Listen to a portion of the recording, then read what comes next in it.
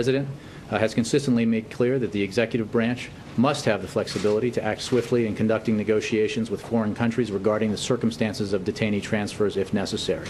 And that was certainly the case here. White House Press Secretary Jay Carney earlier today defending the administration's swap of 5 Gitmo detainees for Sergeant Bo Bergdahl, who had been held hostage for nearly 5 years.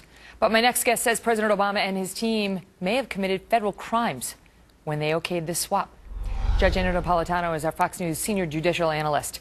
Jay Carney there referring to the signing statement the president attached to the law that required that he notify Congress but with 30 days if he intended on making such a swap. It was just a notification that would have been required. Even that proved to be too burdensome to the president, who had tried to notify Congress about such an act in the past, only to be beaten back on it. This time he decided to skip it. Well, Congress should not be surprised that the president did not comply with his obligations to notify them, because the president has a regular, consistent, systematic pattern of deciding which laws to comply with and which not to comply with. Well, and here he offered a signing statement on this law saying, well, maybe I'll comply with it, maybe I won't, which they didn't much like when President Bush did. Correct. As if a signing statement, a piece of paper he signs at the time he signs the law into existence, changes the law. It doesn't under our system. But, Megan, this is by far the lesser of the 2 laws that he violated.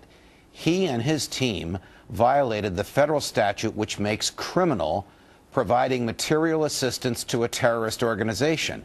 This includes money, this includes ceramic mugs, this includes maps, this includes professional services, and this includes releasing human assets back to a terrorist organization.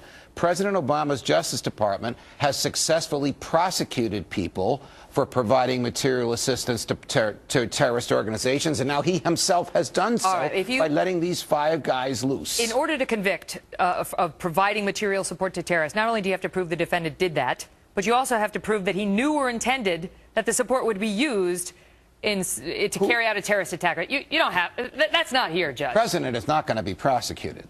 But he's not, because he didn't violate the law. He violated the law by allowing assets to go back to a terrorist organization. You can't erect a telephone pole. You can't repair a laptop. You can't repair a tooth if you're a dentist for these organizations without violating federal statutes. I don't agree with you on the statute, but I will tell you why I think you're raising an interesting point. Because everyone keeps saying this is what we do at the end of wars. You know, there's a prisoner swap where we get their prisoners of war, they get ours.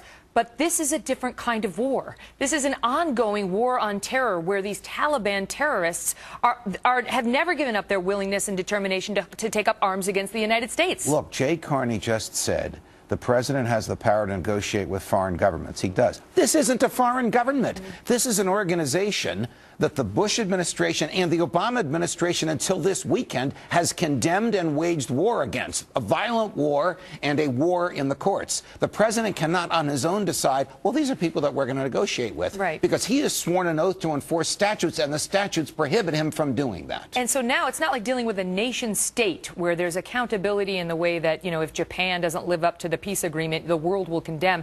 It's the Taliban. He was being held by the Haqqani network, you know, affiliated with Al-Qaeda. Whom do we hold responsible, and how do we hold them responsible if these guys wind up bombing us again? The answer is we can't hold anybody responsible if these guys end up organizing military or intelligence operations again. I think they really, really blew this. I think they did not consider both the substance and the symbolism of what the President of the United States has done. If the FBI entraps somebody into thinking he's helping a terrorist organization, whereas in reality he's not, he's working with FBI agents who are pretending to be the Taliban, that person can be prosecuted and convicted. The president did far more than that. The president released their major assets back to them. If that's not helping them, if that's not providing them with assistance, if that's not the behavior that the statute was intended to prevent from happening, I don't know what is. But the second part of the statute requires intent that the support be used to cause harm against us. You're such a lawyer, Kelly. Good to see you, Judge. Good to see